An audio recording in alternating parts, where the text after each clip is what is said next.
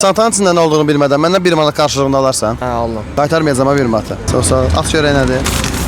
Kassa. 1 manatın məndən. Təşəkkür ederim. Səndən sonra şəxsən alım. Simit. Səndən sonra şəxsən simit alacağam. Çantanın içində nə olduğunu bilmədən 1 manat qarşılığında məndən alarsınız. Alıram. Buyur. Aç gör nədir? Ac idin. Səndən sonra şəxsən almam istəyərsən. Eynək ala bilərsiniz. Səndən sonra şəxsən eynək alacağam. Çantanın içində nə olduğunu bilmədən məndən 1 manat qarşılığında alarsan. Alaram. 1 manatımı ver. Ver 1 manatımı. 3 manatım var ha cibimdə ona görə. Olsun. Görsünlər nə çıxacaq. Görən tutun. Sənətdə Narahat olma. bəşvədəm. Oo, çox sağ ol. Bəyəndin? Həqiqətən. Taq açqın bir baxaq. Məncə özüdür. Bax ora bax. Xeyirli olsun. Bura, çox sağ ol. Minnətdaram. Al qalsın. Yox, sağ ol. Səndən sonra şəxsən almam istəyərsən. Sən ki, əsasən yaxşılar. Çantanın içində nə olduğunu bilmədən məndən 1 manat qarşılığında alarsan. Hə, alıram. Gəl.